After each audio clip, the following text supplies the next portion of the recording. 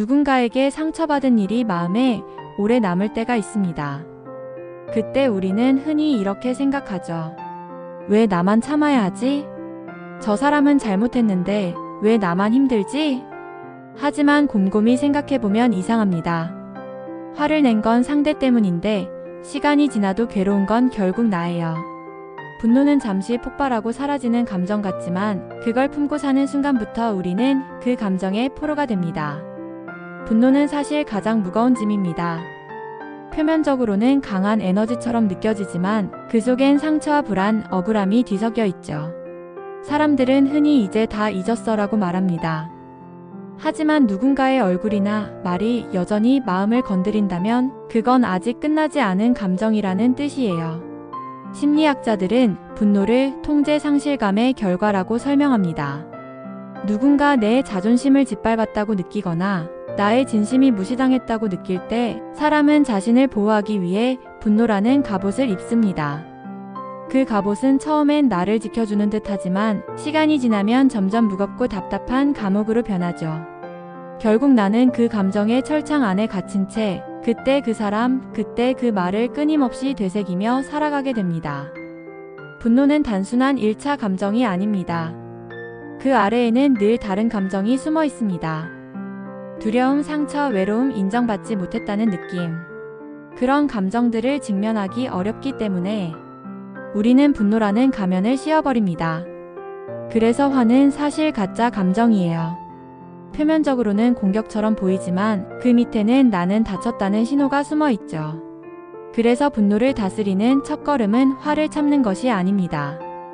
내가 진짜 느끼는 게 무엇인지 솔직히 바라보는 일입니다. 나는 지금 이 사람이 밉다가 아니라 나는 지금 무시당했다고 느껴서 아프다. 이렇게 감정의 이름을 바꿔 말하면 그 순간 감정의 주도권이 상대에게서 나에게로 넘어옵니다. 그리고 그때부터 나는 조금씩 감정의 주인이 됩니다. 문제는 우리가 분노를 품을수록 그 감정이 사라지지 않고 오히려 강해진다는 점입니다. 한 연구에 따르면 과거의 분노나 원한을 반복해서 떠올리는 사람은 스트레스 호르몬 수치가 계속 높게 유지된다고 해요. 즉, 화를 내는 순간보다 화를 잊지 못하는 상태가 훨씬 더 위험한 겁니다. 결국 분노는 칼이 아니라 족쇄예요. 상대를 벌주는 것 같지만 그 끝은 늘 나 자신에게 돌아옵니다. 그래서 진짜 용서란 도덕적인 행동이 아닙니다. 그건 자기 회복의 행위예요. 상대를 위한 것이 아니라 내 마음을 다시 자유롭게 하기 위한 선택이죠. 그렇다고 해서 잊어버려야 한다는 뜻은 아닙니다. 용서란 사건을 지우는 게 아니라 그 사건이 나를 더 이상 지배하지 못하게 만드는 일입니다. 분노를 내려놓는 건 하루아침에 되는 일이 아닙니다. 하지만 몇 가지 연습은 분명 도움이 됩니다. 첫째, 감정을 억누르지 말고 인정하세요. 나는 지금 화가 났다. 이 단순한 인식이 감정을 통제 가능한 상태로 만듭니다. 억누르는 대신 그 이유를 글로 써보세요. 글은 감정을 외부로 꺼내는 가장 건강한 방법입니다.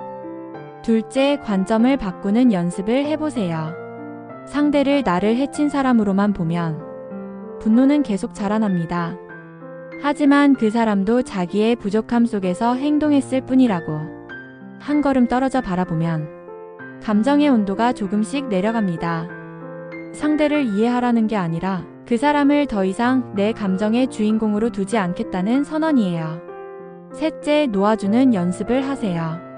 하루 한 번씩 그 일은 이제 나를 붙잡을 수 없다. 이 말을 스스로에게 들려주세요. 그 한 문장이 마음의 질서를 다시 세웁니다. 어제의 상처가 오늘의 나를 정의하지 못하게 하는 것, 그게 진짜 자유입니다. 우리가 분노를 놓지 못하는 이유는 간단합니다. 용서하면 지는 것 같기 때문이에요. 하지만 사실은 그 반대입니다. 감정을 다스릴 줄 아는 사람이 진짜 강한 사람입니다. 화를 내는 건 쉽지만 분노를 내려놓는 건 용기가 필요합니다. 왜냐면 그건 상대를 바꾸는 일이 아니라 나 자신을 변화시키는 일이기 때문이죠. 분노는 즉각적인 힘을 줍니다. 그 순간엔 내가 이긴 것 같아요. 하지만 시간이 지나면 알게 됩니다. 그 힘은 오래가지 않습니다. 오히려 나를 고립시키고 지치게 만들 뿐이죠. 반면 용서는 조용하지만 강한 힘입니다. 그건 나를 다시 일상으로, 삶으로, 미래로 돌아오게 합니다. 결국 인생에서 중요한 건 누가 나를 화나게 했는가가 아니라 그때 나는 어떻게 반응했는가입니다. 분노를 품고 사는 사람은 과거에 묶여 살지만 용서를 선택한 사람은 현재를 살아갑니다. 분노는 상대를 묶는 감정 같지만 사실은 나를 묶는 사슬입니다. 그 사슬을 푸는 순간 우린 비로소 자유로워집니다.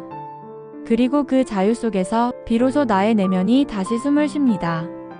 용서는 잊는 게 아니라 그 일에 내 마음을 더 이상 빼앗기지 않는 것이다.